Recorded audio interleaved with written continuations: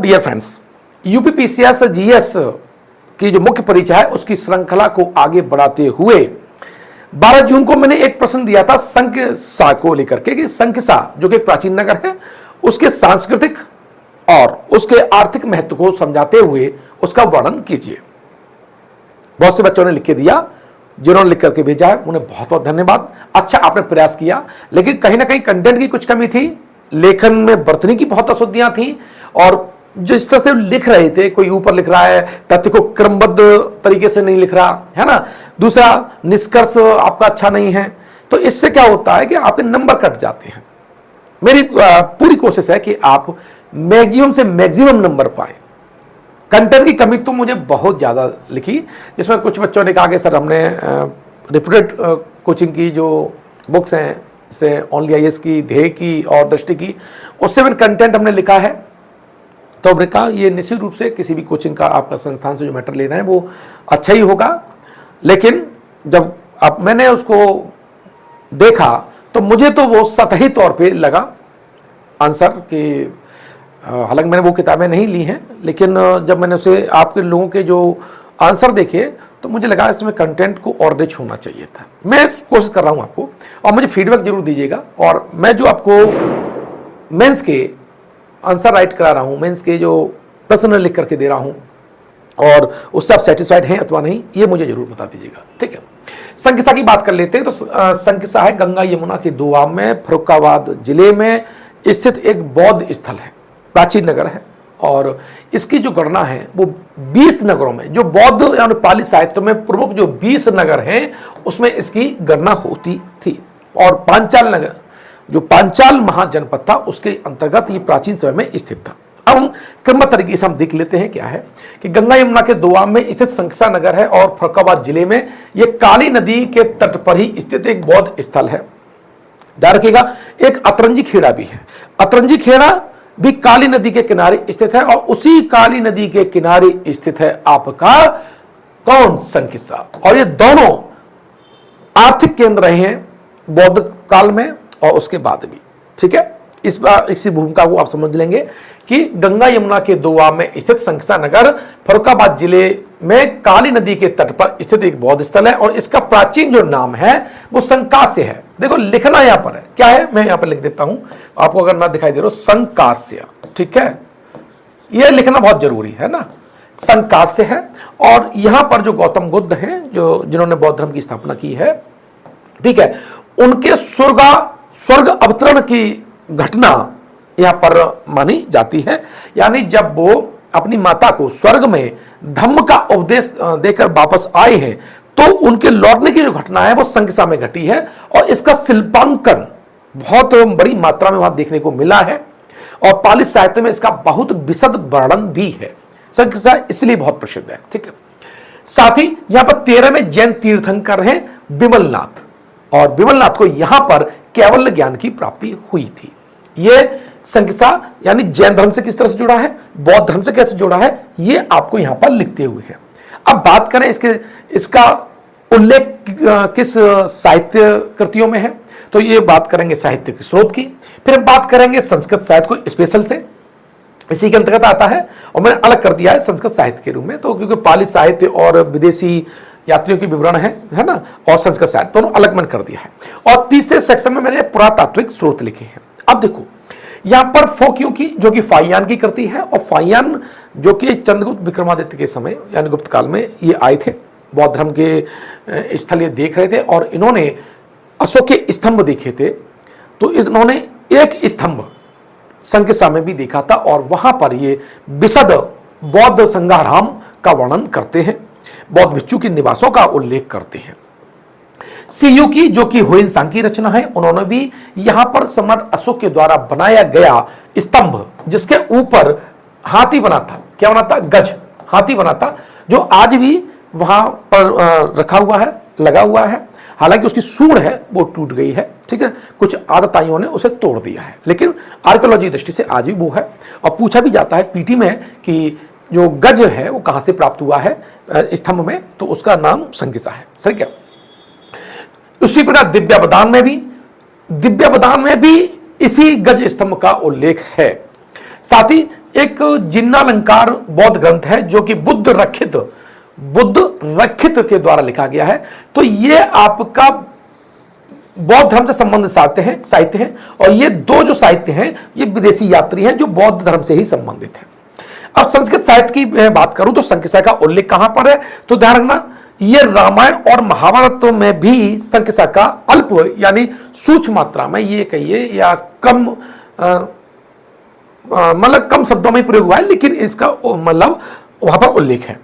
पाणिनि जो कि संस्कृत व्याकरण के पुरोधा माने जाते हैं, इनकी एक पुस्तक है अष्टाध्यायी, और अष्टाध्यायी है संस्कृत व्याकरण की मानक पुस्तक मानी जाती है, उसमें भी संकिसा का उल्लेख है। साथ ही कास्का वृत्ति ये भी संस्कृत व्याकरण की कृति है और इसमें भी हमें संकिसा का उल्लेख मिलता है। पुरातात्विक स्रोत की मैं बात करूं तो अशोक का जो गज स्तंभ है और उस स्तूप है, वहां उन्होंने स्तूप बनवाया, स्तूप के चारों ओर जो बाउंड्री बनवाई, ठीक है, और उस पर उत्पल वर्णा का चित्र भी बनवाया। ध्यान रखिएगा, जो बाउंड्री बनवाई है इस तरह से ये बाउंड्री थी और यहां पर स्तंभ फलक थे और इस पर उत्पल वर्णा का चित्र बना हुआ है जो कि वहां की बौद्ध भिक्षुणी थी, पहले महिला शासिका थी, है ना, 3 साल उन्होंने शासन किया था और बाद में क्या हुआ उसको जब वो भिक्षुणी हो गई थी तो सम्राट अशोक आए तो उन्होंने उनकी याद में क्या किया, जो स्तंभ बनाए थे जो स्तूप और नगर की परिधि को घेर रहे थे,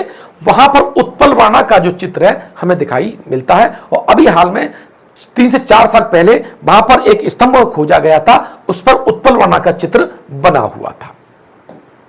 बात करें पुरातत्व शास्त्र में, मैंने कहा उत्पल वर्णा का शिल्पांकन हमें देखने को मिलता है। अशोक निर्मित एक अचल चैत्य है, यानी जब वो स्वर्ग से उतरे थे गौतम बुद्ध, ऐसा कहा जाता है पाली साहित्य के अनुसार, तो उन्होंने दक्षिण यानी जो दाहिना पैर जहां रखा था उस पर वहां पर सम्राट अशोक ने एक चैत्य का निर्माण करवाया था, एक स्तूप का निर्माण करवाया था। ठीक है, तो यहां पर हम देख लेते हैं, ठीक है।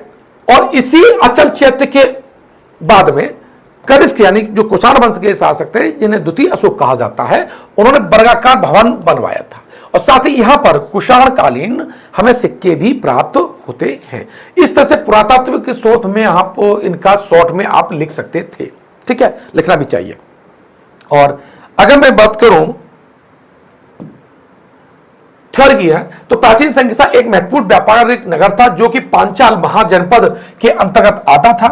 पाली साहित्य के अनुसार भगवान गौतम बुद्ध अश्विन पूर्णिमा, ये जरूर इंपॉर्टेंट कर दीजिएगा, को अपनी माता को धम्म का उपदेश देकर स्वर्ग से यहां उतरे थे।